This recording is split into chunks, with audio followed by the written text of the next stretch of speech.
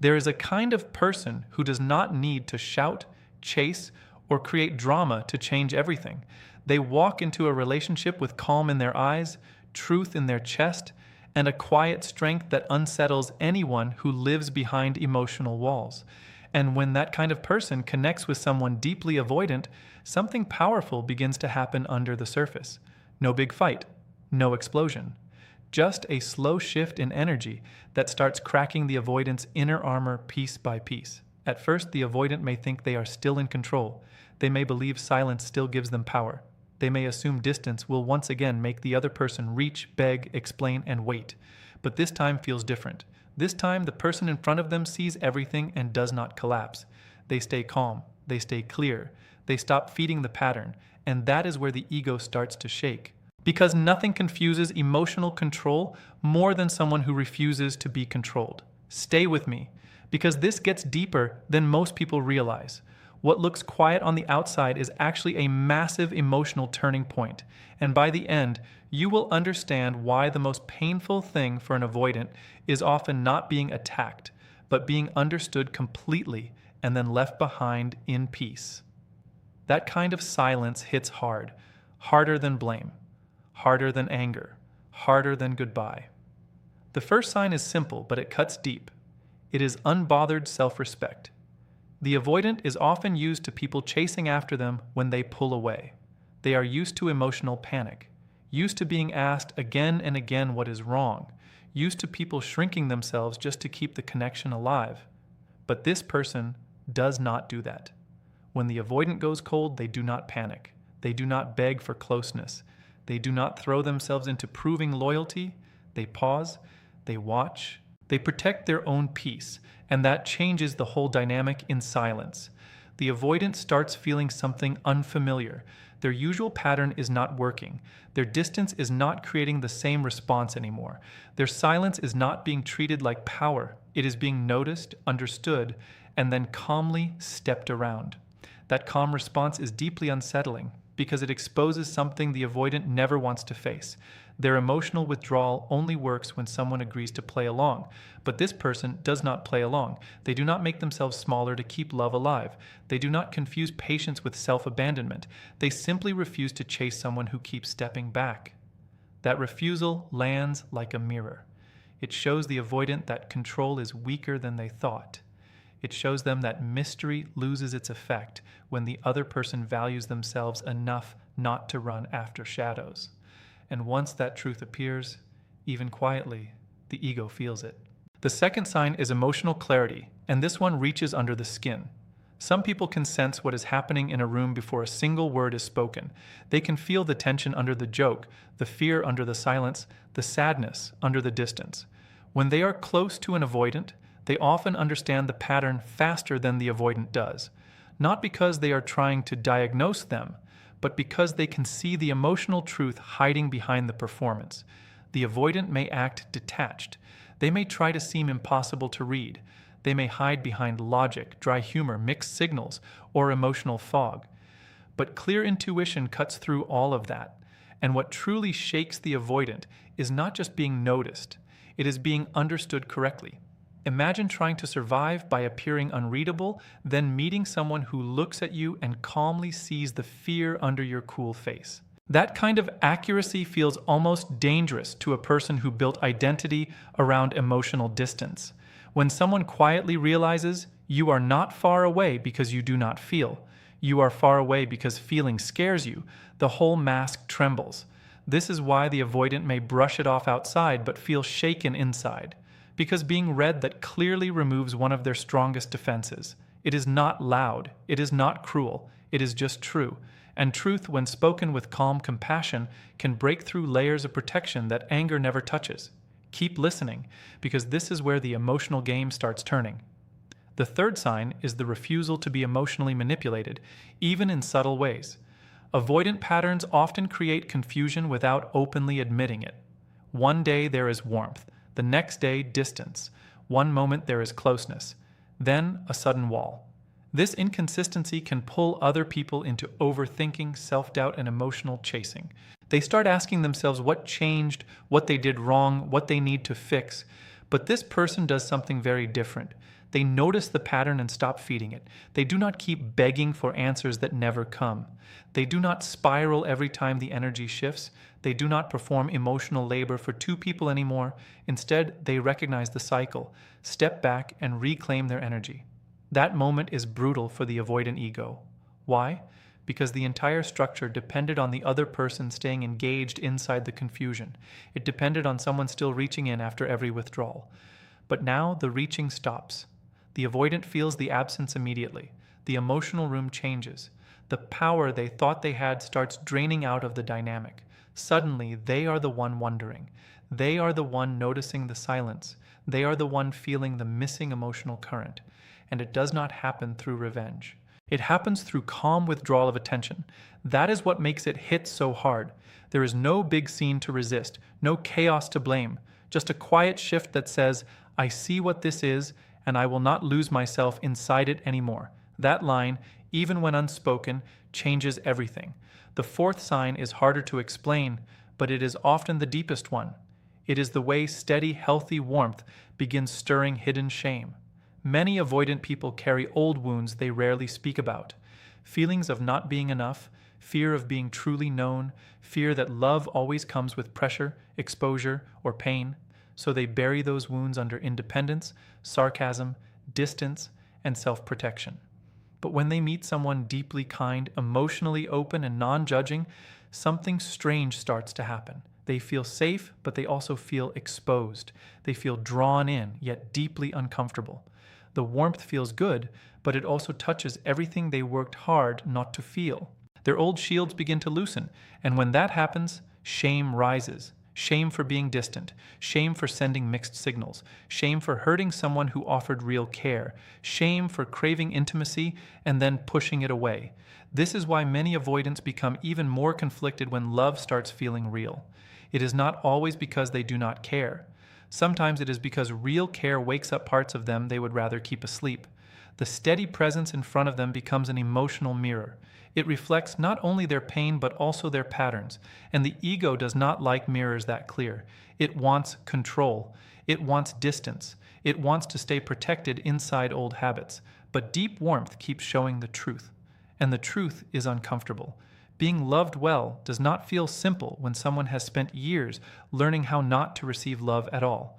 Then comes the shift that changes the entire story. Not the fight, not the silence, not even the breakup itself. The real turning point is when emotional detachment arrives with peace instead of pain.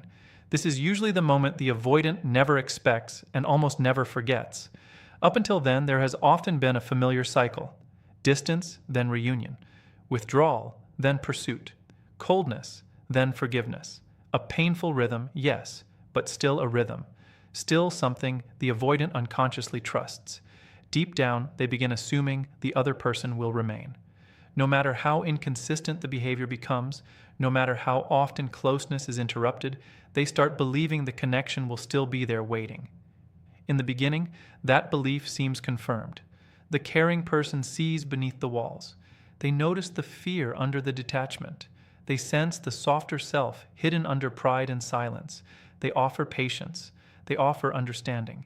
They stay longer than most people would stay because they are not just reacting to behavior. They are responding to pain underneath behavior. That is what makes the bond feel so intense in the beginning. It feels rare. It feels meaningful. It feels like two people seeing something deep in each other. But there is a danger here. When one person keeps seeing wounds while ignoring patterns, hope can become a trap. And this is where the emotional cost starts building in silence. Watch this part closely because it explains why the ending feels so different from the beginning. At first, they tell themselves the distance is temporary. They believe patience will help. They believe love, consistency, and gentleness will slowly soften the walls. And sometimes there are little moments that seem to prove it. A vulnerable conversation, a burst of affection, a rare confession. A night where the emotional distance disappears and closeness finally feels real. Those moments can feel powerful, almost intoxicating. They look like progress. They feel like proof that healing is happening. But then the cycle returns. Communication changes again. The energy cools again, the emotional door closes again after intimacy starts to grow, and the person who has been carrying hope feels abandoned all over again. So they try harder, they explain more, they reassure more, they become more careful with every word, every mood, every silence. Slowly, they begin doing the emotional work for the entire relationship. They monitor the connection. They calm the tension. They adapt to the distance. They keep trying to save something that keeps slipping through their hands. And while all this is happening, something dangerous begins. They start disappearing from themselves. Their needs move to the background. Their peace becomes negotiable. Their nervous system gets trapped in uncertainty. Their intuition becomes overused. Their love becomes effort without safety. Still they stay. Not because they are weak, but because when they love deeply. They do not quit fast. They hold on to possibility with extraordinary endurance. But even the deepest heart has a limit, and when that limit arrives, it usually does not come with rage. It comes with clarity. That clarity is the beginning of freedom. One day they realize something painful but life-changing. They are no longer loving what is truly present. They are loving potential. They are loving brief glimpses, emotional fragments, temporary windows of softness surrounded by long stretches of absence.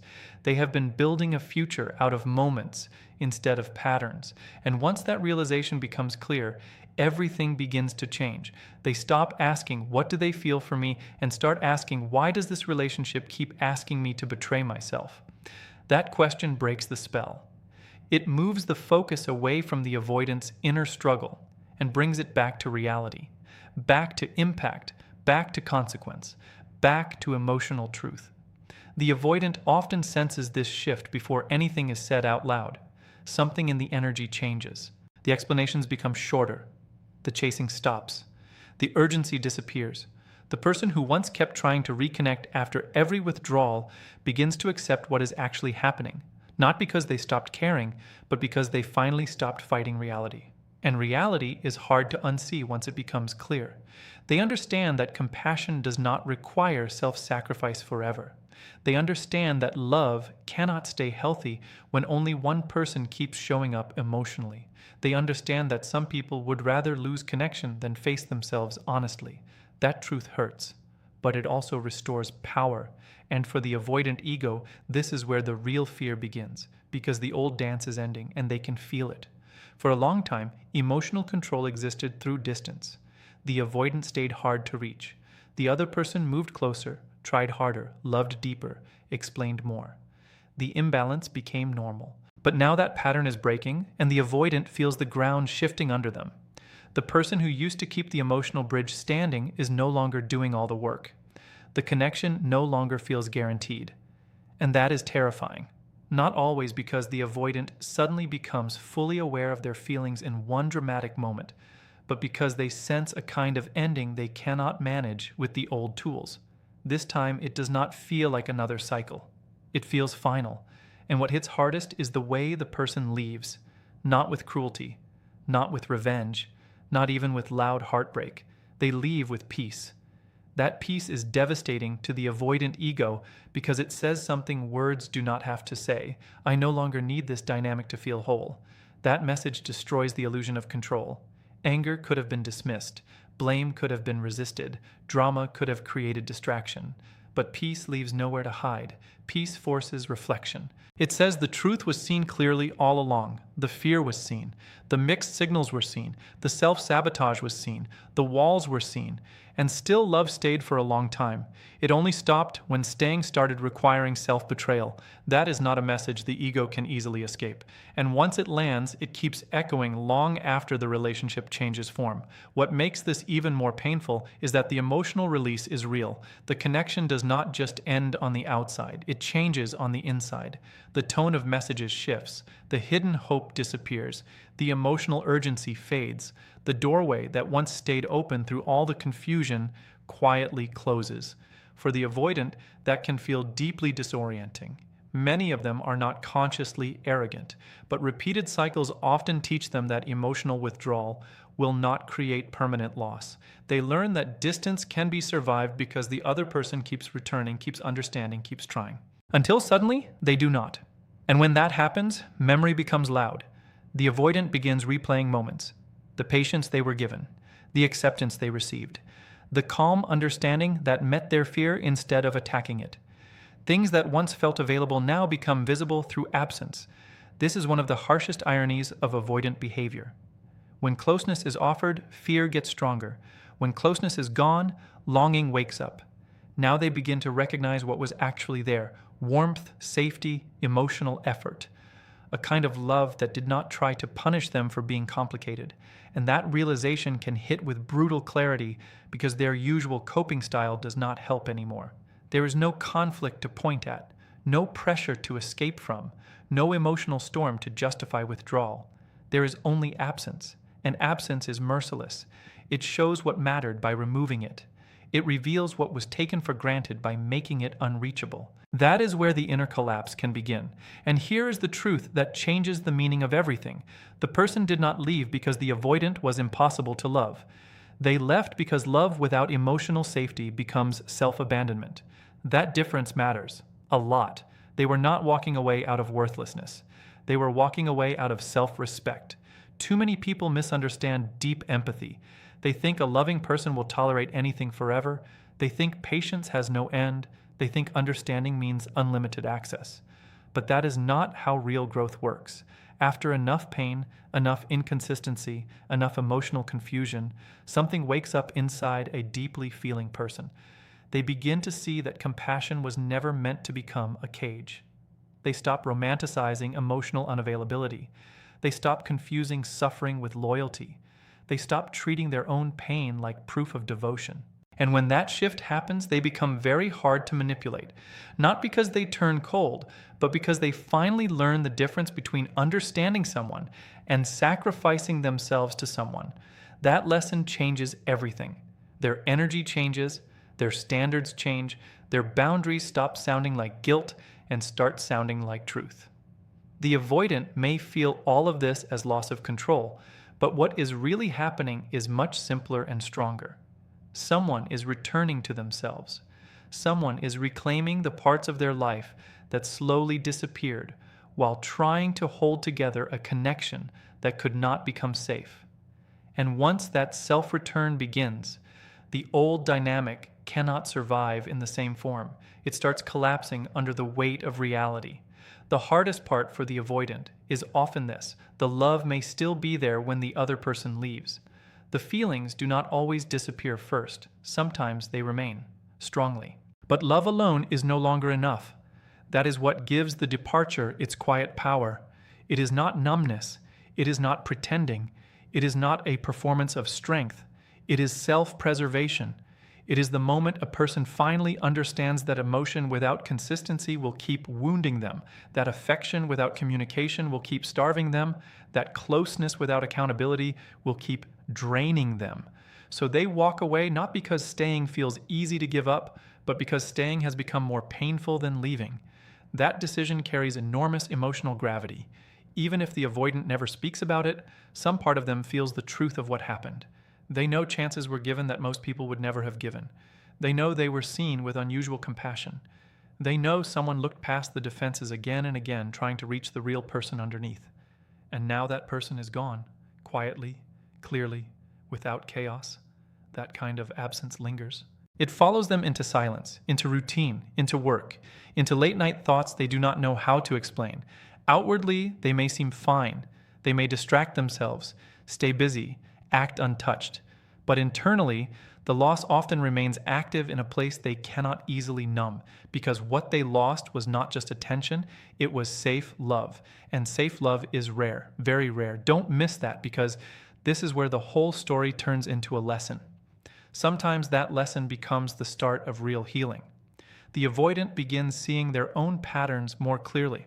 The push and pull, the self-protection disguised as independence, the emotional withholding, the fear of receiving real love without trying to control it first. For some, this awareness becomes a true turning point. They seek help. They face old wounds. They learn how to stay present when intimacy feels scary. They begin practicing honesty instead of retreat. But not everyone chooses that path. Some go deeper into avoidance. They repeat the same cycle with new people, while privately carrying grief from the one connection that forced them to see themselves. Either way, the peaceful departure leaves a mark. Certain people leave emotional fingerprints on the soul, and this is one of those cases. The final lesson is powerful. Love should never require you to abandon yourself just to keep someone comfortable in their dysfunction. Once that truth is learned deeply, it becomes sacred. The person who once kept begging for halfway effort no longer does that. They stop trying to convince emotionally unavailable people to meet them in the middle. Instead, they begin moving toward relationships where mutual effort already exists, where communication is open, where affection is not used like a reward, where vulnerability is safe, where consistency replaces confusion, where peace does not feel boring but beautiful. This is the final transformation. They stop seeing love as something that must be earned through pain. And once that shift becomes permanent, their whole life changes direction. Their self-worth steadies. Their intuition sharpens. Their boundaries become real. From that point on, they do not chase people who only show up in fragments. They choose relationships where emotional presence is already there. They choose people who do not make closeness feel like a battle. They choose clarity over chemistry, peace over intensity, consistency over emotional mystery. And that is often the moment the avoidant fully understands what was lost. Not because the person was flawless, not because the relationship was easy, but because what was offered was genuine. A real heart. A heart willing to understand, willing to stay, willing to love beneath the surface for a long time, but not forever at the cost of self-betrayal. And once that heart refuses to betray itself anymore, the whole old dynamic collapses. Emotional distance no longer works like power. Mixed signals no longer guarantee access. Silence no longer keeps someone waiting at the door. The person is simply at peace now. And that peace says everything. It says, I loved deeply, I saw clearly, I stayed longer than I should have because I believed in what could be, but now I choose myself. For the avoidant ego, there is almost nothing louder than that message, because in the end, the illusion was not broken by conflict. It was broken by calm truth, by the quiet choice of someone who finally understood that deep love is not meant to become deep self-loss. And sometimes that is the moment both people begin seeing reality for the first time. One sees what they kept running from. The other sees what they should never again run toward. That is the real ending. And maybe, if you have lived this, it is also the real beginning.